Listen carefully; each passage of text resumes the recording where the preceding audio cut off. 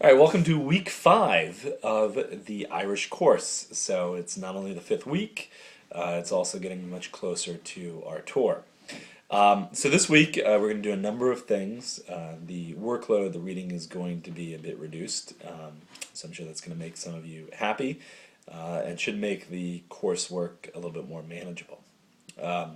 So as always this week there's going to be a reading, there's going to be video, the BBC video. You have the short assignment, which got pushed back until this Wednesday, so it's due Wednesday nights. And then you have your normal discussion boards. So overall, again, a pretty manageable week. We've got one cultural event, and that is going to happen today, Tuesday. And we're going to talk about Brian Brew. We're going to listen to some student presentations, and we're going to study kind of where we're going a little bit more. All right, in terms of the content, so the BBC video. This is going to be the second installment of that series, so it's 2 out of 5. And in this installment, the focus is going to be on the English, how the English came to Ireland. So the Irish have been tortured by England, have been oppressed by England, have been ruled by England, and there is a really great tension there. As we saw with Sister Marguerite, with Professor Miller, there's animosity, there's conflict that remains. Pretty much up to present day. The conflict has been subdued. It's not quite as out in the open. Hard feelings are, not quite as vivid and as kind of visceral. But it's still the case that there is tension. So, this week in the video it talks about, well, where does that tension come from? How did the English enter Ireland? And there's a couple different ways. One is what they call this great Irish traitor. And so he was this Irish warlord, Irish king, chieftain, and they're going to talk about Dermot MacMurdo. And he is going to come, and he's going to make an alliance with the English king, King Henry II, and that is going to lead to the Anglo-Norman invasion. And then there's going to be another series of events, King Henry VIII and his daughters, the transition from Protestantism to Catholicism, and how that impacted Ireland, how that led to England coming to suspect Ireland, coming to view them as kind of a ever-present enemy, so on and so forth. And then it's going to end up with the Irish attempt to kick out the English, the attempt to defeat an English force, and how that fails, and further reinforces the English suspicion of the Irish, in the sense that the Catholic Ireland can never be trusted. It always has to be kept an eye on. In terms of our two thinkers, in terms of our two philosophers for this week, so we've got two. We've got John Toland and William Molyneux.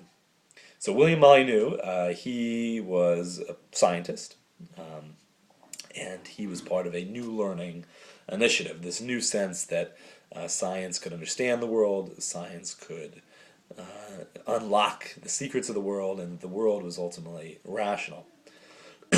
William Molyneux was part of the New Learning Initiative, so that emphasized this idea of cooperative learning. It wasn't so much about individual accomplishment, but about working together in groups to, again, unlock the world and to understand it. Experiments were focused now on the abnormal for this new learning as opposed to the normal. This is a change. In the past, you would study what is normal to understand how the world works.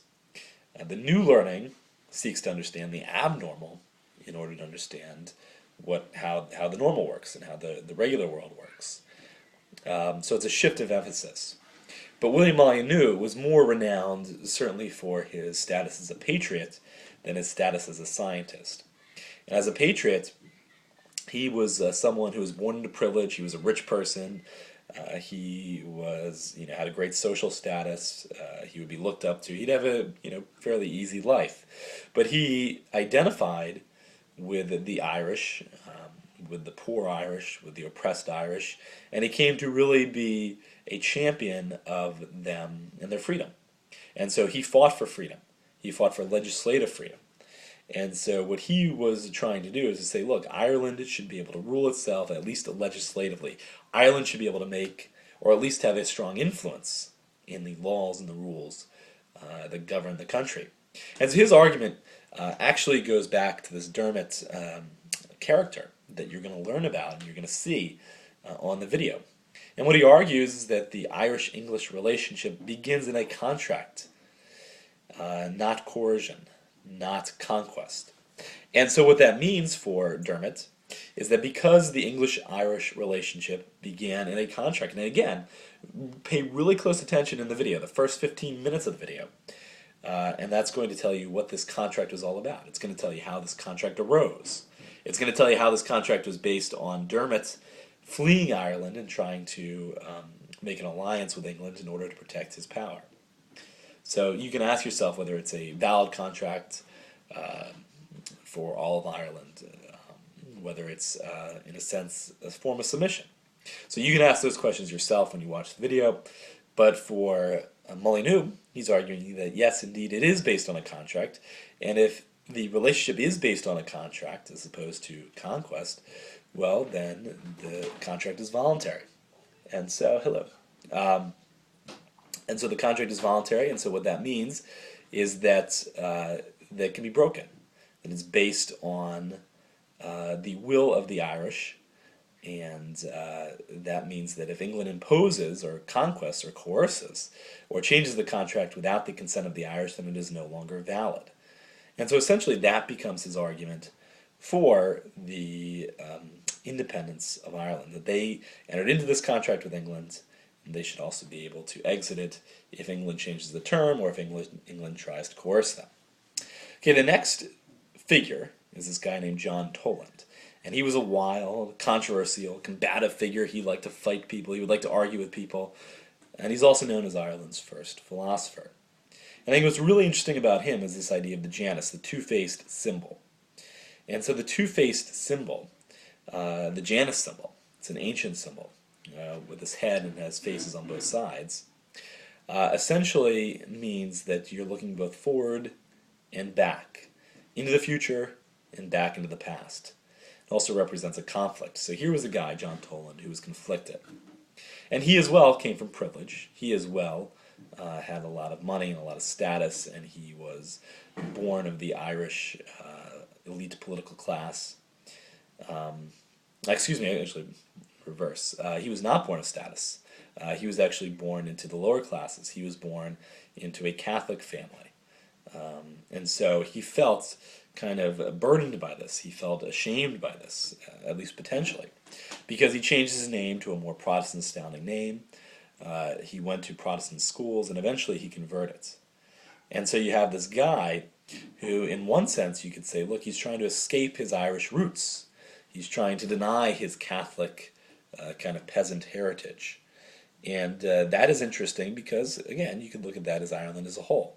You know, the sense of being backward, being uncivilized, being rooted in these kind of ancient traditions, and also being taken over by this great power.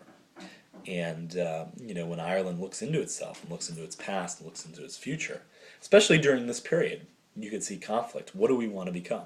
Do we want to become the enlightened, the civilized, the powerful English? Or do we want to remain true to our kind of ancient Catholic roots? And so certainly John Toland was a figure who was born into this conflict, born into this tension, and really felt this tension in his real life. All right, so that's the status for this week, and again, should be more manageable, and look forward to hearing your discussion posts.